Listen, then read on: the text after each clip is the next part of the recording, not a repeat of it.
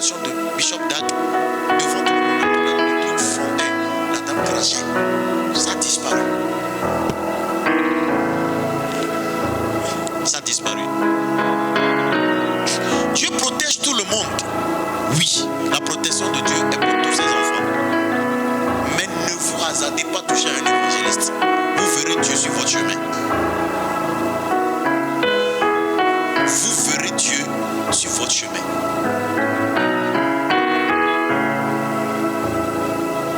Alléluia. Dans cette école, je veux que tu sois persévérant jusqu'à la fin. Il y aura des enseignements, beaucoup de choses nous allons dire ici. Beaucoup de choses nous allons dire ici. Un jour, ces enseignements vont te servir. Tu enseigneras à d'autres personnes. Tu enseigneras à d'autres personnes qui enseigneront à d'autres personnes. C'est très important. J'ai dit cinquième des choses, l'évangélisation est quoi? Est une et l'homme. 2 Corinthiens 5 et le verset 19. 2 Corinthiens 5 et le verset 19. La Bible déclare ici: car Dieu était en Christ, réconciliant le monde avec lui-même, en n'imputant point aux hommes leur offense. Et il a mis en nous la parole de la réconciliation. Il a mis en nous quoi? Maintenant, si Dieu dit qu'il a mis la parole de réconciliation en toi là, Dieu est-il en problème avec quelqu'un? Parce qu'on parle de la réconciliation quand il y a séparation entre deux personnes, n'est-ce pas? Les personnes étaient ensemble avant. Si les personnes n'étaient pas ensemble avant, en anglais on dit conciliation. Est-ce que ça existe en français? Conciliation. Mais maintenant c'est pas conciliation, c'est réconciliation. Tous les hommes qui n'ont pas encore accepté Christ sont en palabre avec Dieu, sont en inimitié avec Dieu. L'amour de Dieu les assiste, mais ils ne peuvent pas venir dans la présence de Dieu. La présence de Dieu n'est pas pour eux. Ils ne sont pas des enfants de Dieu. Ils sont juste les créatures de Dieu. Nous avons reçu un mandat. Et le mandat là, c'est un privilège. Sinon, toi comme ça, un ancien drogué qui est venu hier, c'est toi Dieu envoie maintenant pour aller réconcilier un problème avec lui et quelqu'un. Je ne sais pas si vous comprenez. Maintenant, nous avons en nous les paroles de la réconciliation. Il dit, il a mis la parole de la réconciliation en vous. La réconciliation consiste à remettre ensemble deux amis qui étaient divisés. C'est ça la réconciliation. La réconciliation consiste à remettre ensemble deux amis qui étaient divisés. Adam était au commencement l'ami de Dieu. Et ce dernier venait régulièrement communier avec lui jusqu'à ce que le péché ne vienne leur séparer. Vous comprenez?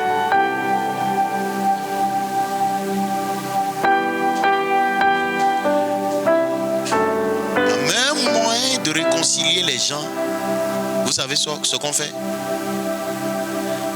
La meilleure manière de réconcilier les gens, c'est quel moyen? C'est d'enlever ce qui divise les gens. C'est de ce qui divise les gens là. Il faut ôter ça.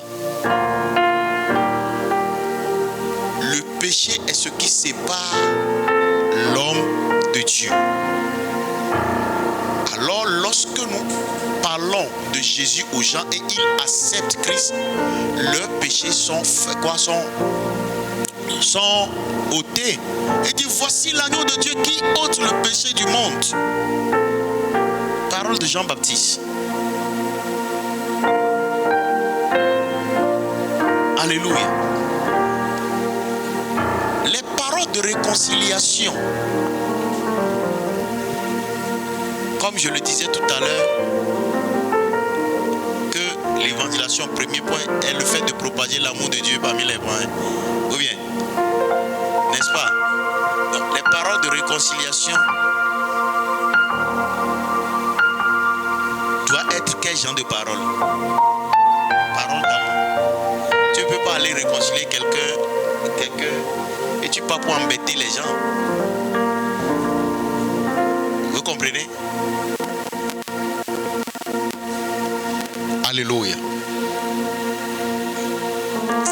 C'est très très important. La sixième des choses. La sixième des choses. Merci beaucoup. Alléluia. La sixième des choses, l'évangélisation consiste à donner le visage du ciel aux gens.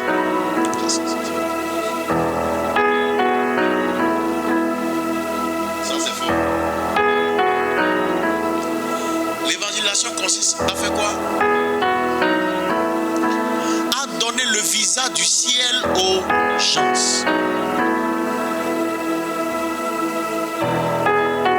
Celui qui évangélise quelqu'un, c'est le visa que tu es en train de lui donner. Maintenant, dans le même chapitre, là où nous avions lu tout à l'heure, lis le verset 20.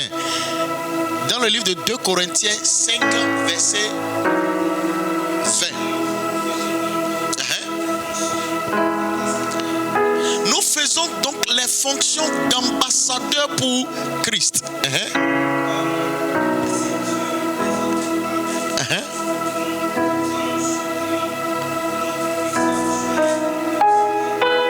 Amen. Nous faisons des fonctions d'ambassadeur pour Christ. Vous connaissez la fonction d'un ambassadeur? Un ambassadeur est le représentant d'un pays dans un autre pays. Vous comprenez? Et l'ambassadeur travaille à l'ambassade. Ça veut dire que quand tu rentres là-bas, là, tu n'es plus dans le pays, mais tu es dans le pays de l'ambassadeur. Est-ce que vous savez ça? Un ambassadeur est le représentant. Donc, quelle que soit ta relation avec l'ambassadeur, quelle que soit ta relation avec l'ambassadeur, il doit te donner visa d'abord avant que tu n'ailles dans son pays. Est-ce que vous savez ça? Tu ne vas pas à l'aéroport pour dire que ah non, moi et l'ambassadeur des États-Unis on a dîné hier. Il me connaît, c'est mon ami. Non. Donc on va te laisser monter d'avion. Est-ce que c'est possible? Jamais. C'est comme ça. Nous connaissons beaucoup de païens. Nous rions ensemble, on est même des amis. Et des fois, on oublie de leur parler de l'essentiel. On croit que parce qu'on est des amis, c'est fini. C'est pas parce que vous êtes amis avec un païen qui peut aller au ciel, non. Nous jouons le rôle d'un ambassadeur. Nous donnons de visa aux gens. Sauf que notre visa, c'est gratuit. Parce que c'est gratuit, Christ a donné ça. Il nous a donné, confié ça, se donner aux gens. Gratuitement. Nous le distribuons. Personne ne peut aller au ciel sans passer par nous. Sans passer par nous. Parce que c'est nous qui délivrons le visa. Pour ne pas dire c'est l'église qui délivre le visa. Mais c'est nous qui constituons l'église. L'église est la seule agence que Dieu a laissée par terre pour amener les gens, convoyer les gens au ciel. C'est pas MTN. C'est pas les entreprises de Bolloré. C'est pas les écoles. Les écoles vous apprennent à intellectuel. Mais la seule agence, la seule organisation, qu'est-ce que vous voulez, seule institution ou seul organe qui a reçu le mandat de donner le visa aux gens pour aller au ciel, c'est l'Église. C'est l'une des raisons pour laquelle l'évangélisation est très importante. Toute personne qui accepte Christ, c'est le visa du ciel, il l'a accepté comme ça. Nous jouons le rôle d'un ambassadeur.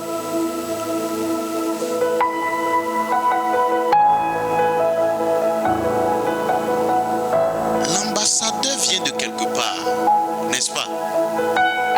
L'ambassadeur vient de quelque part, n'est-ce pas? Ça veut dire que tu es d'où? Tu es d'où? Du ciel. Si tu fais l'œuvre d'un ambassadeur pour Christ, ça veut dire que là d'où Christ vient, là tu viens de là-bas aussi. Parce que Christ est le chef des ambassadeurs. Vous comprenez? On peut dire le ministre des Affaires étrangères. Vous comprenez? Tous les ambassadeurs sont sous le ministre des Affaires étrangères. Est-ce que vous savez ça? Dans chaque pays.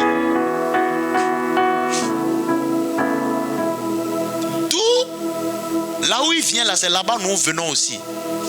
C'est l'une des raisons pour laquelle les chrétiens, ça dit, vous devez vous prendre très important. Nous venons du ciel.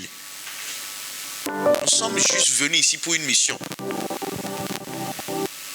Et nous retournerons bientôt. Dès que la mission sera finie. Alléluia. C'est très important. Qui peut évangéliser? Pour finir. Qui peut évangéliser? Qui peut évangéliser?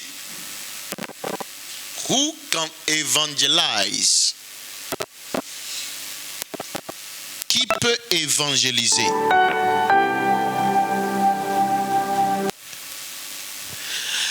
L'œuvre de l'évangélisation a été confiée à l'Église, c'est-à-dire tous les chrétiens dans l'ensemble. Toute personne née de nouveau a reçu la mission d'évangéliser. Toute personne née de nouveau est appelée à évangéliser. Maintenant, comprenez ceci.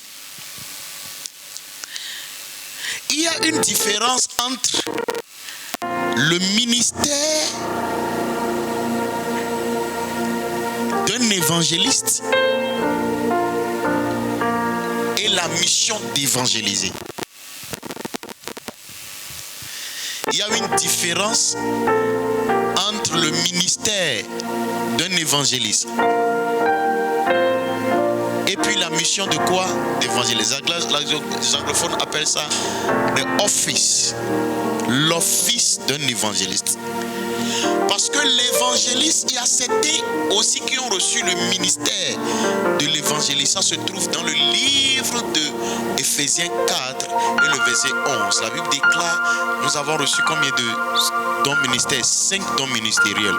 Le premier, c'est les apôtres. Deuxième, c'est les prophètes. Troisième, c'est les évangélistes. Quatrième, c'est les pasteurs. Et cinquième, c'est les enseignants. Vous comprenez? Et le pasteur, le bishop Adjinassare a enseigné ça avec les 5 doigts. Et les 5 doigts représentent les 5 ministères. Et les apôtres sont ceux qui, les breakgrounds, ils préparent le terrain. Vous comprenez? Ils brisent le terrain. Ils peuvent implanter des églises. Ils peuvent prendre en otage les lieux. Et dit c'est ça qui est le gros, c'est pour cela c'est gros plus que tout le monde. Et ça, le deuxième ministère c'est prophète, le ministère des prophètes. Donc il a représenté ça avec le doigt là. Parce que ça, le doigt là, c'est le doigt d'avertissement. Quand on te fait quelle orientation ou bien avertissement. Les prophètes n'ont pas de deux missions. La mission de prophète, c'est de ramener les gens sur la voie de Dieu, d'orienter les gens. Vous comprenez? D'orienter les gens. Il a utilisé le doigt le plus long parmi tous les doigts. C'est les évangélistes. Même les gens sont dans le feu, même lui, il a envie d'aller là-bas pour aller les sauver. Tu vois, c'est pour cela que c'est long. Je n'ai pas dit que c'est un enseignement biblique. Je dis que c'est comme ça il a utilisé. Mais ça tombe même bien. Tu vous comprenez? Ça coordonne. Maintenant, il a utilisé ceci. Après les évangélistes dans le ministère, c'est les pasteurs. Vous comprenez? Et ça, c'est pour cela, la plupart de nos mariages là, on met la bague là ici. Parce que c'est le doigt d'amour. Le pasteur est un homme patient, amoureux des brebis. Il prend tout son temps. Vous comprenez?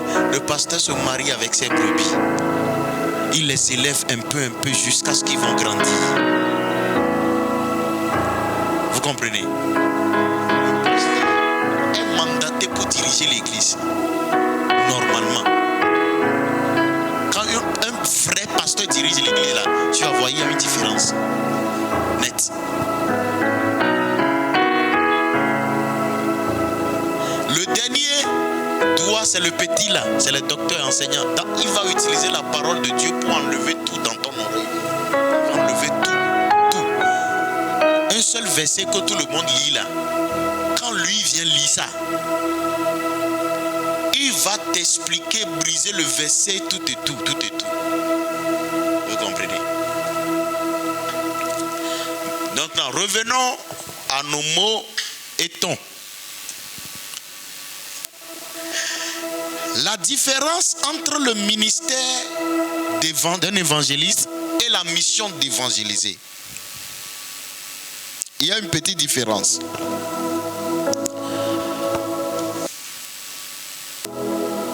Le ministère d'un évangéliste, celui qui a reçu le ministère d'un évangéliste, ou appelé communément évangéliste, est quelqu'un qui, petit a, mobilise, forme et qui équipe les autres à l'œuvre de l'évangélisation.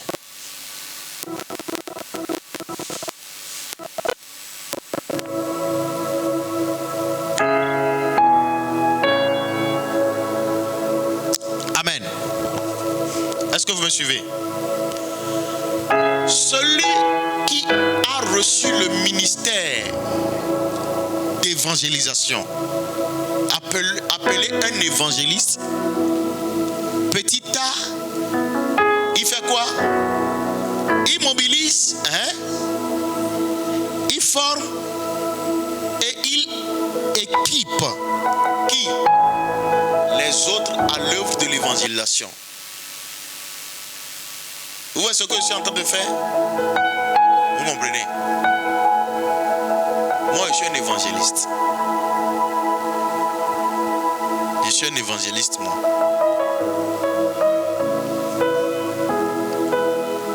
Pardon? Oui, vous pouvez être évangéliste, pasteur et tout.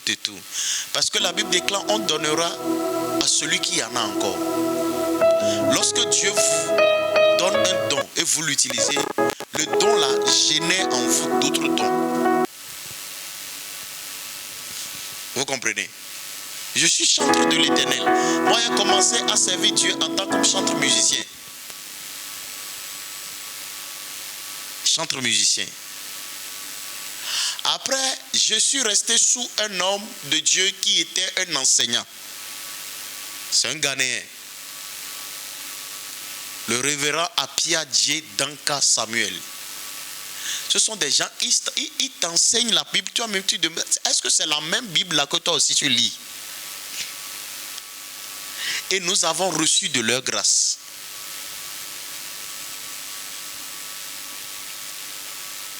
Après, j'ai vu que naturellement, je suis très humanitaire. C'est le mot ça? Je me soucie des autres. Vous comprenez? Enfant, on dit que si nous nombrons ou nous rapidement, que les gens me font pitié rapidement. Je peux me sacrifier pour les gens. C'est comme ça que je suis. Naturellement. Vous comprenez? Voilà.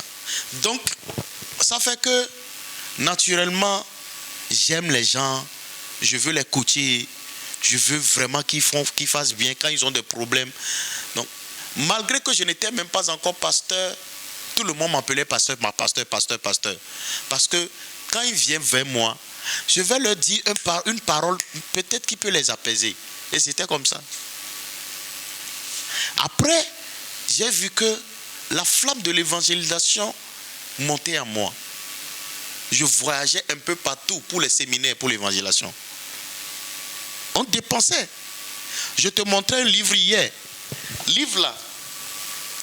Ça, c'est en haut là-bas. Ça se vend à 70 000 francs. Frère. Il y a des livres que j'ai payés ici. Le livre là, par exemple, c'est à 12 000. J'ai payé des livres, 50 000. J'ai payé des livres avec de l'argent. Parce que la flamme de l'évangélisation brûlait tellement en moi, où je veux vraiment évoluer dedans. Et j'ai commencé par suivre que des évangélistes. Bishop Dag était un de mes meilleurs modèles. Renan Bonke était un de mes meilleurs modèles. Surtout les deux là, je peux écouter leur enseignement n'importe tout le temps. J'ai beaucoup d'autres personnes, mais eux, je lisais leurs livres, tout et tout. Donc le goût de l'évangélisation avait tellement pris en moi. L'église que je dirigeais, j'étais le pasteur le plus jeune, mais j'étais celui qui bougeait plus l'église. Mobilisait les jeunes, organisait des formations. J'organisais seulement des formations. Aller de lieu en lieu. Avec eux. Et un jour, le Seigneur m'a confirmé ça. Le Seigneur m'a confirmé ça. Tu es un évangéliste. L'évangéliste, je dis A, c'est quelqu'un qui mobilise, forme et équipe les autres à l'œuvre de l'évangile. Petit B, l'évangéliste est quelqu'un qui vous enseigne la valeur des âmes. Il y a des évangélistes qui sont devenus aussi des prophètes aujourd'hui. Mais ils disent pourtant qu'ils sont des évangélistes. Il y a des évangélistes, quand vous êtes dans leur église aujourd'hui, ils ne font que parler de miracles de janvier en décembre. Hein? Normalement, un évangéliste dans une église, vous devez avoir le goût des âmes. Comment aller sauver les âmes? Comment aller délivrer? C'est-à-dire, vous ne pouvez pas écouter la prédication d'un évangéliste et vous ne commencez pas à pleurer. Vous devez commencer même pas à vous repentir dans vos cœurs. C'est-à-dire, vous aurez envie, quand vous vous levez, quand le culte finit en même temps là, vous devez commencer par parler. C'est-à-dire, quand vous écoutez les vrais évangélistes, frère, la majorité des fois qu'on m'invite pour aller prêcher ailleurs, je n'ai pas de message. C'est l'évangélisation. Et ça fait que même dans le ministère de louange et d'adoration que je fais, souvent le Seigneur m'utilise à mobiliser les gens pour la mission. Ceux qui me connaissent bien le savent. Vous allez voir que quand je prends le micro pour dire ou bien chasser les démons et tout, c'est rare. Mais quand je prends le micro, je commence par voir des milliers de gens qui sont prêts à aller dans la mission, et voir les flammes qui brûlent dans la vie des jeunes et tout et tout. Et il suffit que je dise cela, toute la salle sera embrasée. Les gens ont envie. On était allé faire sublime soirée à Lomé. On a fini la sublime soirée. Les gens rentraient. Et arrivaient auprès du palais de congrès, il y a un feu tricolore qui n'est pas trop loin. Et quand ils rentraient, les jeunes ont pris des hymnes. Et sur les hymnes, là, ils priaient en langue sur les hymnes. Ils priaient en langue. Et tout le monde dans le feu les regardait. Et quelqu'un dit non, qu'on a eu une réunion dans la salle là-bas là.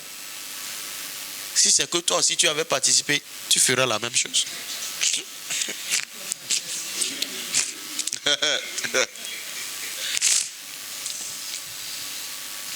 Alléluia. L'évangéliste, c'est quelqu'un qui enseigne la valeur des âmes.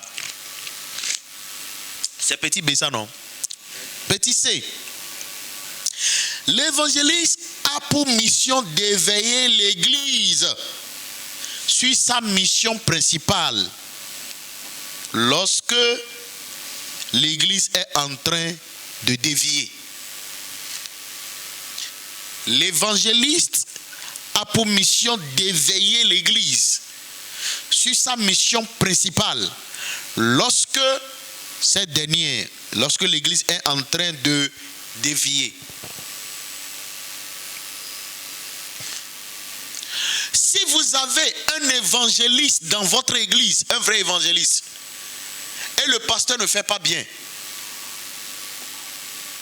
ou bien tu vas voir que l'évangéliste ne donnera jamais la paix à ce leader-là. Un évangéliste ne peut pas être assis dans une église tranquillement où on vous enseigne que les choses matérielles de ce monde. Il n'est pas content. Soit on le laisse redresser les choses, soit tu vas le voir, il va quitter là-bas. Parce qu'il n'est pas à l'aise là-bas. Ce n'est pas son lieu de vivre ça.